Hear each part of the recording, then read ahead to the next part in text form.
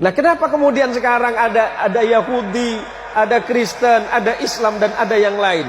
Ada 3 agama besar di dunia ini yang sering kita sebut. Kalau kita mengacu kepada 3 agama besar ini, mulai dari Yahudi, kemudian Kristen, dan yang paling terakhir adik bungsu namanya Islam. Kenapa penyebutan nama Tuhannya nyaris sama? Yahudi menyebutnya sebagai El, karena Ibrahim. Taurat menyebutnya Abraham, Injil menyebutnya Abraham, Quran menyebutnya Ibrahim. Ibrahim bukan bangsa Arab, jangan terkecoh. Ibrahim itu bukan bangsa Arab. Kalau Ibrahim itu bangsa Arab, berarti bangsa Yahudi juga Arab. Bukan. Ibrahim itu berasal dari Mesopotamia, yang kemudian sering kita sebut sebagai Irak hari ini, atau dulu sering kita sebut Babilonia. Ibrahim lahir di satu tanah yang bernama Ur Kaldania. Kemudian Ibrahim menyeberang ke Mesir, maka Ibrahim disebut dengan Abraham. Abraham di dalam bahasa bangsa-bangsa Nabi yang terdahulu artinya orang yang melintas. Apa yang dilintasi? Gurun. Ibrahim menikah dengan perempuan Mesir yang bernama Sarah, melahirkan anak laki-laki yang bernama Ishak. Kemudian Ibrahim menikah lagi dengan perempuan yang berasal dari Filistin, Palestina. Injil sering menyebutnya Kanaan atau Filistin.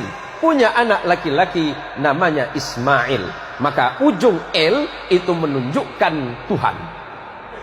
Kalau ada nama Daniel, Samuel, yang LLLL itu berarti Tuhan di dalam bahasa Ibrani. Kemudian anak keturunannya, saya singkat saja. Ibrahim punya anak namanya Ishak, menurunkan anak laki-laki namanya Jacob di dalam Injil. Quran menyebutnya Yakub. Kemudian Allah menyebutnya Israel. Injil menyebutnya Israel. Ezra artinya kekasih, El artinya Tuhan, karena Yakub adalah kekasih Tuhan atau kekasih Allah. Yakub punya anak 12 orang bersaudara yang sering disebut sebagai Bani Israel, karena anak keturunan Yakub. Yakub disebut Israel, anak Yakub disebut Bani Israel. Siapa? 12 orang. Yusuf bersaudara. Abangnya Yusuf bernama Lewi. Lewi punya anak namanya Imran. Imran punya anak namanya Moses. Dalam Injil, Quran menyebutnya Musa. Dan punya adik yang bernama Harun.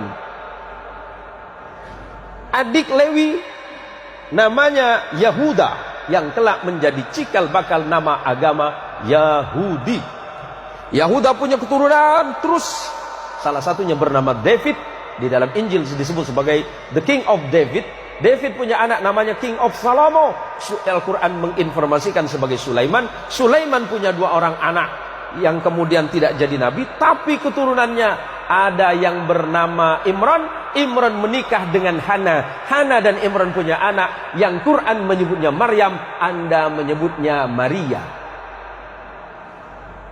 Maria punya anak namanya, Al-Quran menyebut Isa bin Maryam, dan Anda menyebutnya the Jesus of Christ. Sederhana, Pak. Kenapa berbeda? Itu masalah iman saja. Hari ini kita tidak sedang mempertentangkan iman, tetapi bagaimana kemudian kita merajut perbedaan-perbedaan yang ada untuk menjadi sebuah sumber kekuatan bagi sebuah bangsa besar yang bernama manusia. Lebih-lebih kita adalah bangsa Indonesia yang luar biasa. Tepuk tangan untuk Indonesia, Pak.